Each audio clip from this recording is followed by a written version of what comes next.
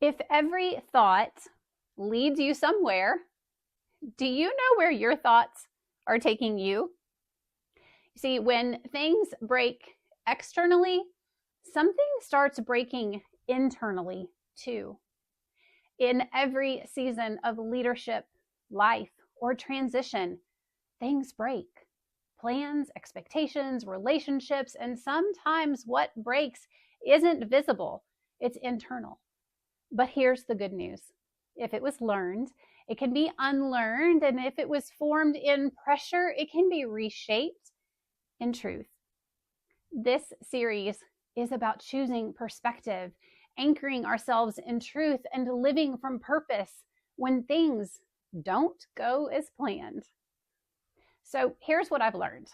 Most leaders don't have a decision problem. Well, they have a thought problem. You see, you don't feel stuck because you lack ability.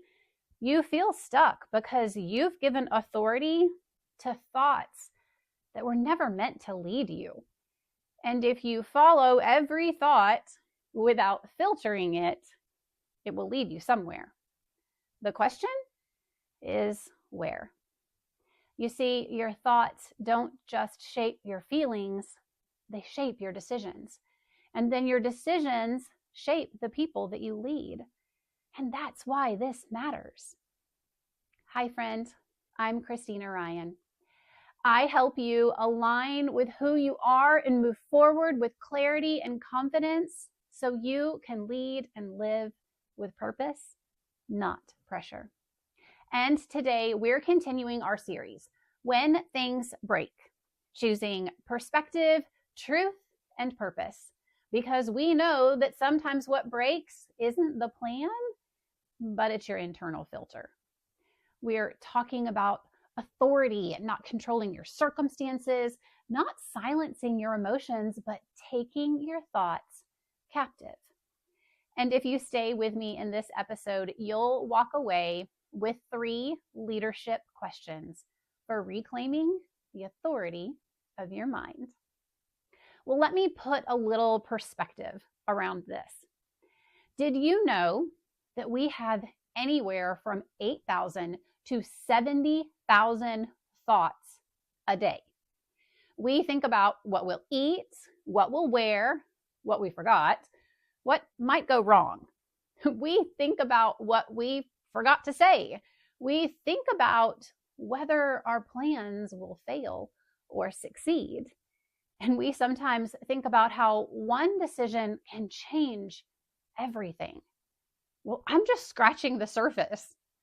Did you also know that 80% of the thoughts that we think are actually negative?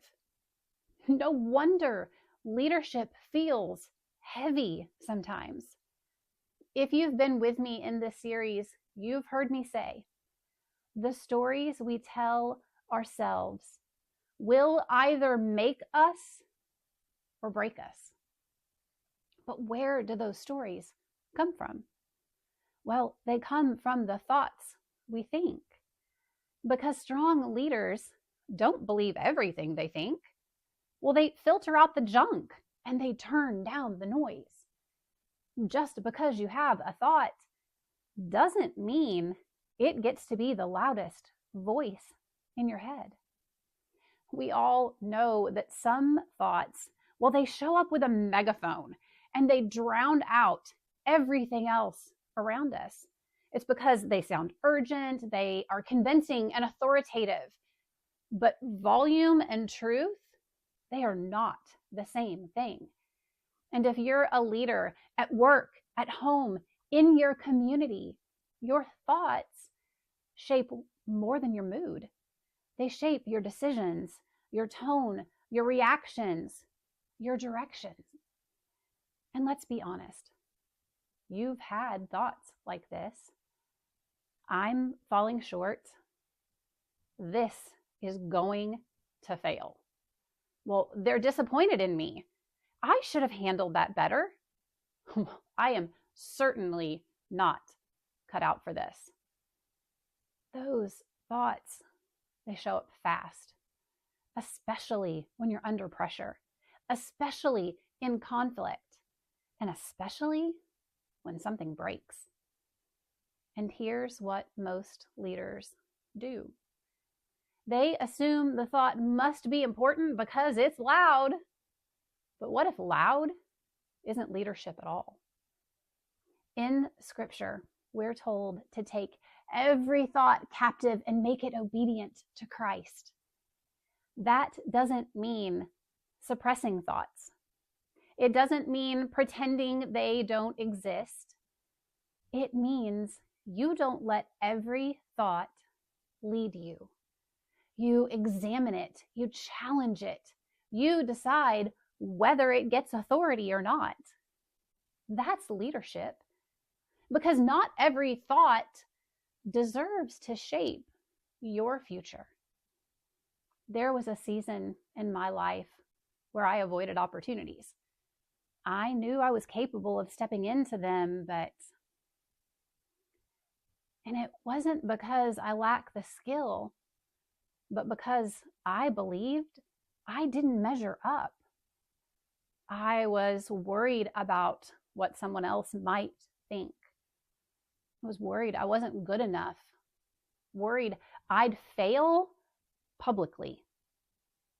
And instead of asking, how can I grow or how can I serve? I asked myself, what if I'm not enough? And that thought led me to shrink, to delay, to hesitate. And here's the hard truth. I wasn't being humble. I was letting fear lead the way. Well, friend, that's what unfiltered thoughts do. They don't just sit quietly in your head. They steer your leadership. The thoughts you believe become the story that you live and the tone that you lead with. And the stories we tell ourselves will either build our leadership or quietly break it. So, how do we stop letting the wrong thoughts lead? Well, let's start with a filter. By definition, a filter separates the good from the bad. Here's an example. I love coffee in the morning. What I don't love is when the coffee filter breaks and I get grounds mixed in. It's gross. Well, I end up throwing it out and I make a fresh new cup. In the same way that I can choose to drink good coffee or bad coffee, coffee that wakes me up and fuels my day, I can choose which thoughts I let in to fuel my mind, my heart, and my soul. And leadership requires the same kind of filtering.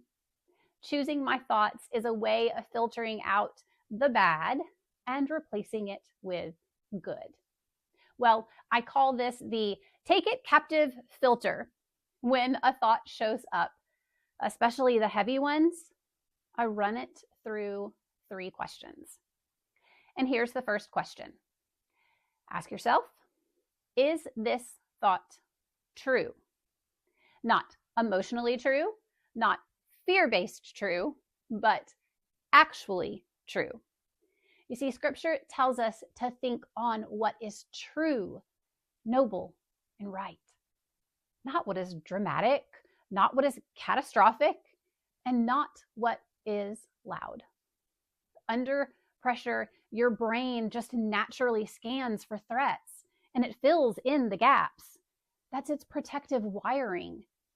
But what truth asks is, what does this say about me? What does this say about the situation? And is that actually accurate? Because when you treat assumptions as facts, you make decisions from distortion. And distorted leaders create unnecessary damage. Well, here's a short leadership shift. Not every thought gets authority. So Here's where this lands in real life decision making. You're about to send the email or make the call or maybe even change a direction. And the thought says, if I don't fix this immediately, everything will unravel. Well, pause. Ask yourself, is that true? Or is that urgency talking? Is this my emergency? Or is it their emergency? You see, slowing down interrupts reactivity. It shifts you from impulse to intention. And intention protects alignment. Because when you live from purpose, you're anchored in truth and you're aligned. Purpose is what steadies you. It reminds you of who you are, and it reminds you what actually matters. When you know the best of what you bring to others and how you're designed to lead, your thoughts lose their power to derail you. When your purpose is anchoring you, when it's aligned, your thoughts don't get to run wild. They have to align. Discernment begins in the pause, but clarity comes from alignment. So ask, is there evidence for this, or is this rooted in assumption or fear? Does this align with what God says about me? Fear feels real. Insecurity feels convincing, but feelings are not facts. Feelings can quickly draw us away from our purpose. If we get drawn too far away, it becomes an alignment issue, and misalignment always shows up in our leadership. Most of the time, we don't even realize it's happening. So let me be clear. This is where most leaders drift. And that's why question number 2 matters. Is this thought aligned with my purpose? Does this thought reflect who I'm called to be? In episode 1, we defined purpose. Purpose is the best of what you have to help others and experience fulfillment. Purpose shapes your values. It shapes your decisions and your direction. If the thought says, you're not enough, stay small, is that aligned with the truth of who you're called to be? If the thought says, don't risk it, don't try, and don't grow, is that aligned with your purpose? You see, purpose becomes the steady rhythm underneath your leadership. If the thought doesn't align with that rhythm, it doesn't get to lead you. And leading is exactly where we're headed with question number 3. If I follow this thought, where will it lead me? And where will I lead others? This is the leadership question. Because your thoughts, well, they don't stay private. They show up in your tone, in your decisions, in your risk tolerance, in your courage. If I follow the thought, I'm not good enough, where does that lead? Well, it leads to avoidance, playing small, resentment, burnout. And then where do I lead others? Well, into fear, into limitation, into hesitation. But if I take that thought captive and I replace it with the truth, I am growing, I am called, and I can learn from this. Where does that lead? Well, it leads you forward with clarity and growth and confidence. You don't erase a thought by turning down the volume. You replace it with a stronger one. So here's a question for you to ponder. Is the fear attached to this thought more important than the needs of my growth, my family, my team? Remember, fear leads to overthinking. And overthinking happens when unfiltered thoughts multiply. And then those unfiltered thoughts lead to excuses. And excuses don't pay you anything. They can't buy you anything, but they can cost you everything. Clarity comes from filtered thoughts, from deciding which thoughts get to stay. When you take your thoughts captive, you stop spiraling, you stop shrinking, and you stop sabotaging growth. You start leading from truth and purpose, from identity. If you want help applying this filter to the thoughts that have been draining you, that's exactly what my Toxic Thought Detox Workbook walks you through. It helps you identify the lie, replace it with truth, and build new thought patterns intentionally. This isn't about positive thinking, it's about internal, intentional leadership. I'll link it below so you can begin working through it.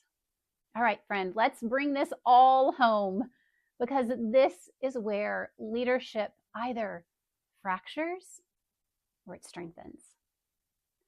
When plans break, when a relationship breaks, your own expectations break, your thoughts, they're going to get loud. And the real leadership work is not controlling every outcome. It's filtering your internal narrative. Because the story you tell yourself either builds trust or it builds pressure. If your thoughts constantly say you're behind, you're failing, you're not enough, your body responds with tension. Avoidance increases, overthinking multiplies, and decision fatigue skyrockets. But when you pause and filter, you shift from reaction to response. Clarity rises, and you don't need perfect thoughts. You just need filtered ones. And filtering is leadership discipline. So remember to ask yourself, is this thought true? Is this thought aligned with my purpose? Is this thought leading me where I want to go and where I want to lead others? You don't have to control every thought, but you do have the authority over which ones lead you. It's time to give yourself permission. Permission, number one, is that you are allowed to question your thoughts. And permission number two is you're allowed to lead yourself with the same steadiness you offer everyone else. So this week, practice the pause before the email, before the correction, before the self-criticism spiral. Filter before you choose to follow.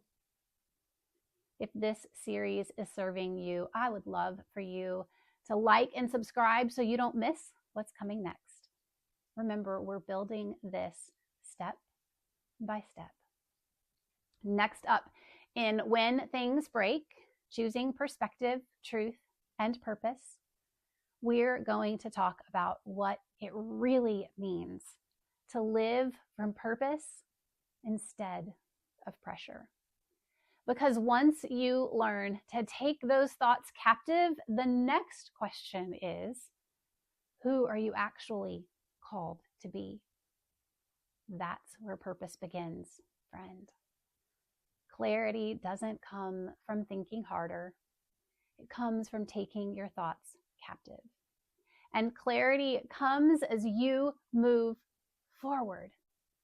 If this resonated, comment below with one thought you're choosing not to let lead you anymore. You're not stuck. You're learning to lead your thoughts. And changing that changes everything.